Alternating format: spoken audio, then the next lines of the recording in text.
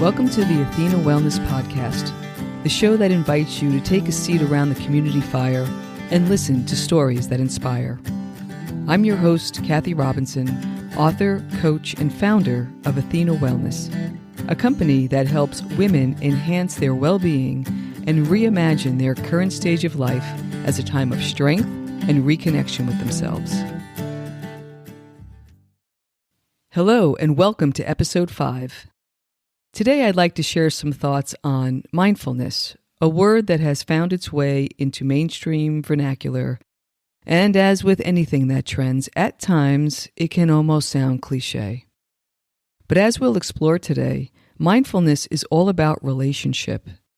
It's about deepening our experience with ourselves, our lives, the ones we love, our community, and our world.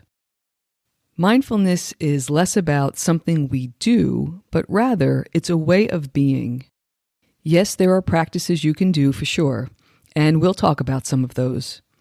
But for me, it's about engaging with the precious gift of this life I've been given. It keeps me focused on taking meaningful action and keeping myself well to be of service.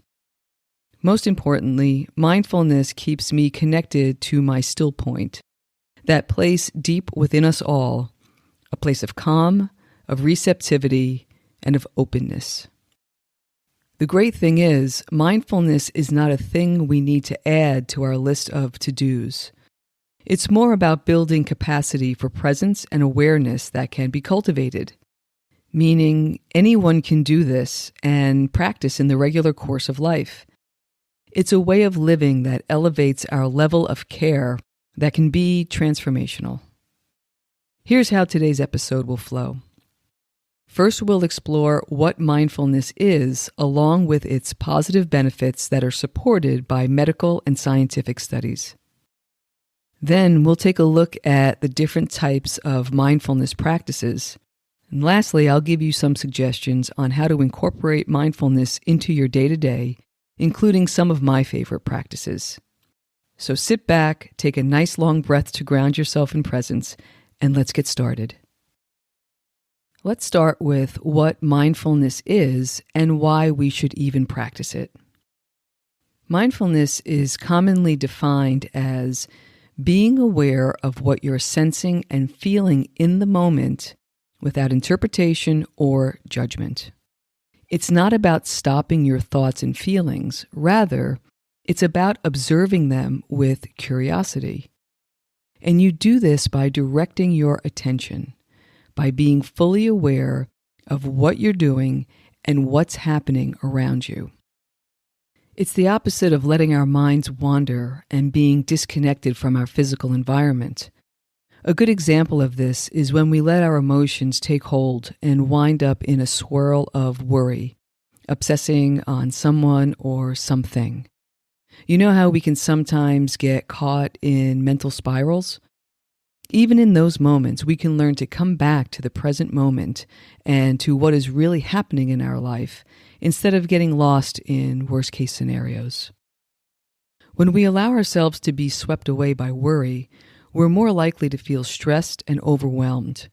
Over time, that can lead to being emotionally reactive and raised levels of anxiety.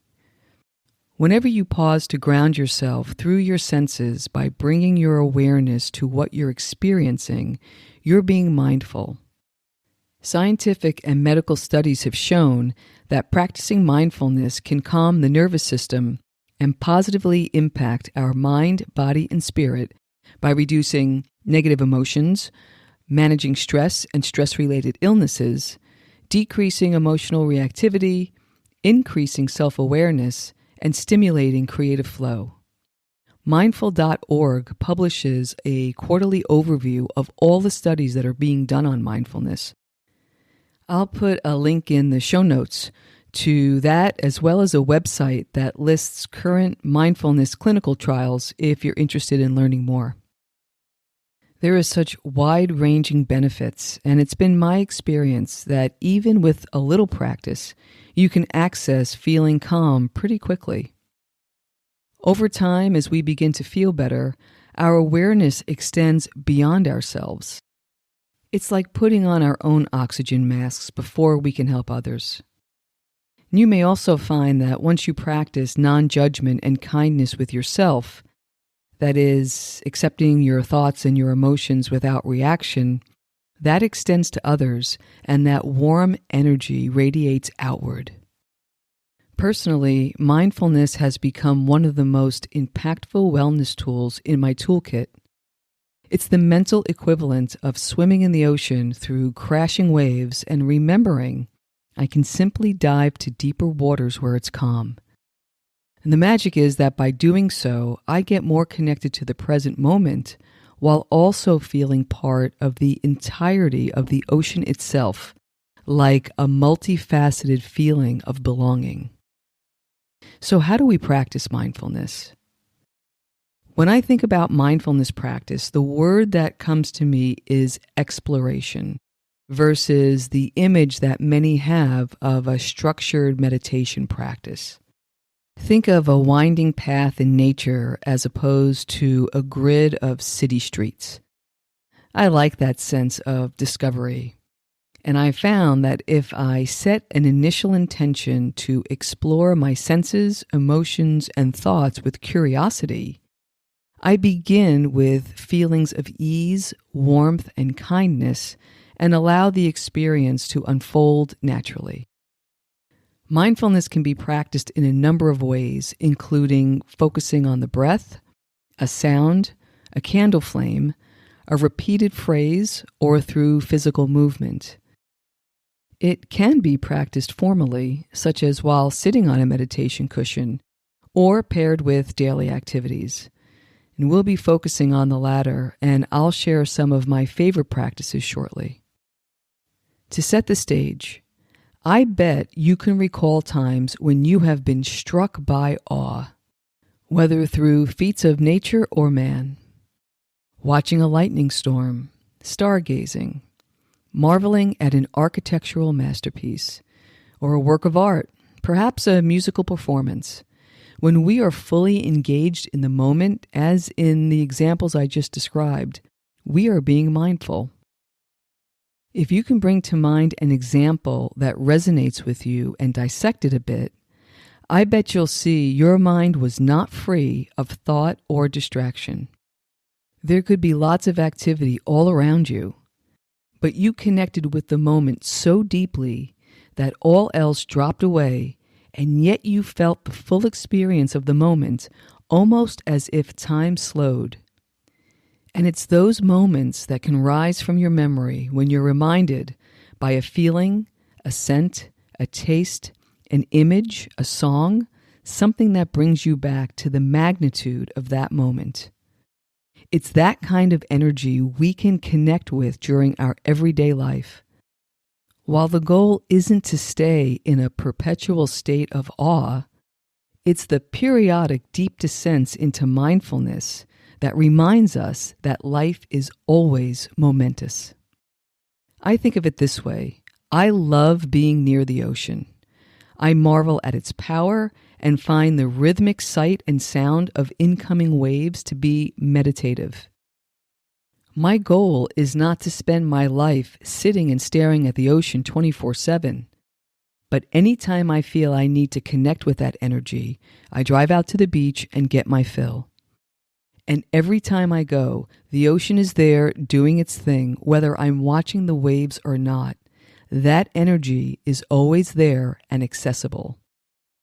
Remember, the whole point in practicing mindfulness is to help us observe our conditioned responses, in particular, those that are distracted or reactive. When we're mindful, we develop the ability to focus and pause before acting, creating space and calm in our lives. So now on to some practical advice. I'll outline the basic guidelines for practicing mindfulness and then give you some examples on how you might incorporate the practices into your day. Here's the basic technique. 1. Decide where to place your awareness and for how long. 2. When your mind wanders, gently invite it back to your point of focus. And 3. Repeat until the time is up. That's it. It sounds so simple, as easy as 1, 2, 3, but it's quite challenging, and in a good way. Your mind will wander. It's the nature of your mind. And there will be distractions besides your thoughts. There will be noise and sensations and emotions, and it's all part of the practice. Accepting everything in your environment and gently returning your awareness to your point of focus. Naming what comes up and letting it go. Returning to the present moment over and over. The practice is in the returning and being accepting of your experience in a gentle and kind way during the process. It's been my experience that as I learned to accept these mindful moments as they were without judgment, this sense of acceptance naturally flowed to other parts of my life and overall to enhanced feelings of ease, peace, and happiness.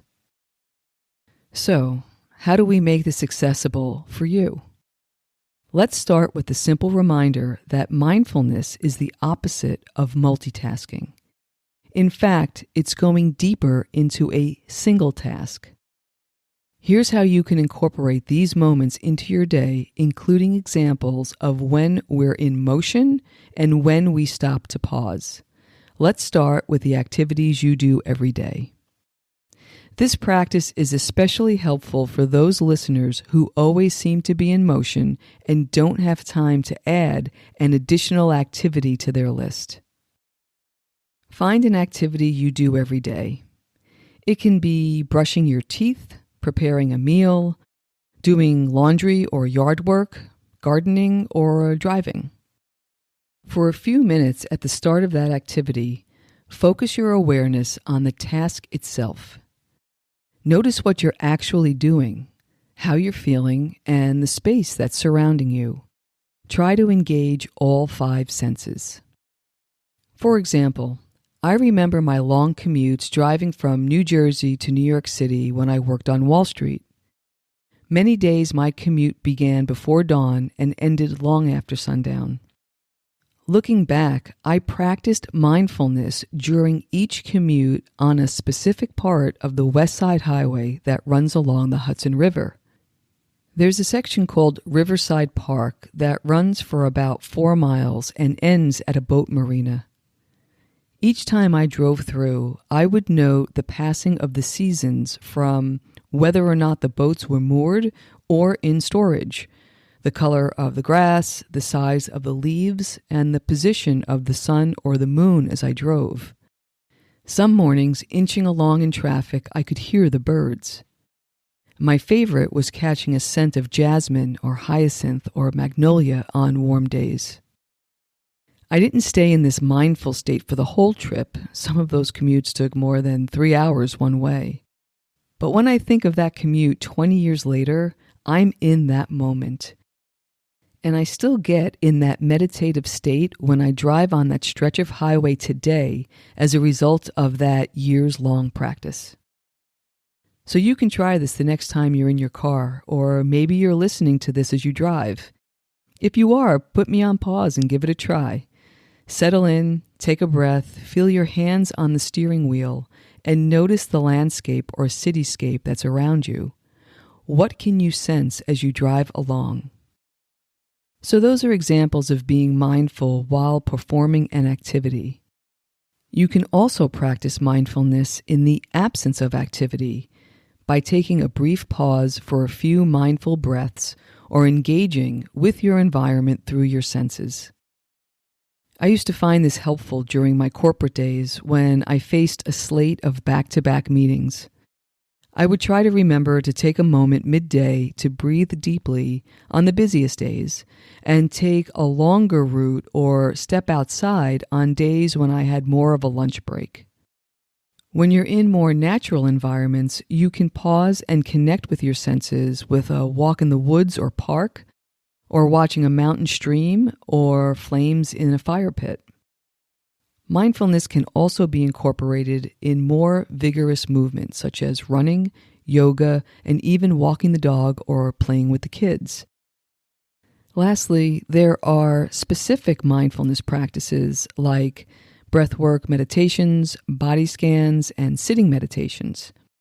And I know some practitioners who like to chant, drum, or dance as well, although I can't personally vouch for these activities. I would also offer another practice option that's become popular in recent years. For those looking for guided meditations, you can explore mobile apps like Headspace, Calm, or Insight Timer, and type in mindfulness in the app's search bar. I use Insight Timer from time to time, especially if I need to get to sleep early or I'm traveling. I love to practice when I'm flying. Makes for a pleasant trip and a refreshed arrival. So here's an overview of my mindfulness practices.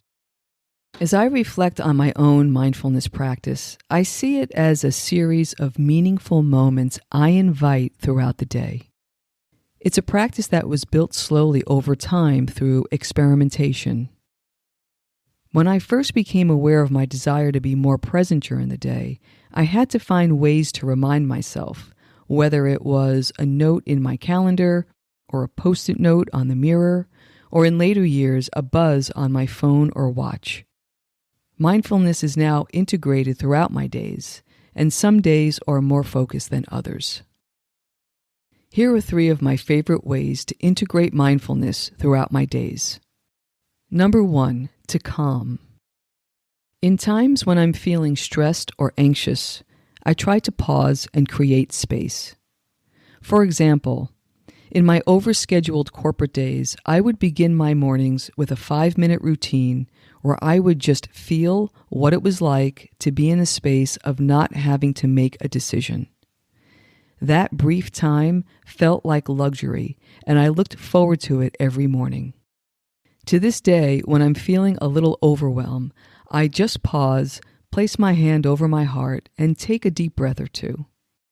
If I can, I try to name the emotion that's prominent. There's something in acknowledging the feeling that helps release it because our lingering feelings are usually associated with the past, such as a regret, or the future, such as anticipating what may come. When I pause and I breathe in the present moment, I feel calmer every time. The second is to feel gratitude. This is the basis of my daily practice because it's as easy as bringing my awareness to the task I'm doing and just focusing on that task. It could be how the knife is slicing through the vegetables I'm cooking for dinner and being grateful for the food. Or feeling the energy and blood flow through my muscles as I'm exercising and being grateful for how I'm able to move my body. I like that last example because it focuses me on what I have, an ability, versus what I don't have, a particular level of fitness. I like having these little moments throughout the day when I'm working, doing laundry, when I wake up. Maybe I give myself a little smile as I brush my teeth. And definitely, I'm mindful when I take that first sip of coffee in the morning. So grateful for all of these blessings and so many more. The third is using mindfulness to connect. This is my favorite way to practice because it's connected to all the magnificence this world has to offer. We can be mindful when we actively listen to the people we love. We can engage with all of our senses when we spend time outdoors. And we can connect with the heart when we admire a work of art, be it a poem or a passage, a song, or whatever we find beautiful in the world. When you engage in mindfulness, you find there are wonderful opportunities to connect with something larger than ourselves every day and appreciate those particular moments in time and truly enjoy life's simple pleasures. I hope you found today's episode helpful. If you haven't tried mindfulness before, experiment with a practice that resonates with you. And if you have an established practice, I hope this gave you some new ideas. Whatever your level of experience, I think you'll agree that mindfulness is a wonderful way to nurture and support yourself. Honing the ability to welcome yourself in the present moment helps us remain calm in the midst of life. It also reminds us that life unfolds minute by minute. May you be mindful and enjoy each one. Thank you so much for joining me today. I know there are many ways you can spend your time. Thank you for choosing to spend it with me. Until next time, be kind to yourself and show your warrior spirit some love. If you enjoyed this episode and found it of value, please hit subscribe and perhaps even leave a review. That helps others find their way to our circle and ensures you'll never miss an episode. And if you'd like to access the show notes, have a question you'd like addressed on the show, or would like a transcript of this episode, visit www.athenawellness.com/podcast. Until next time, be well.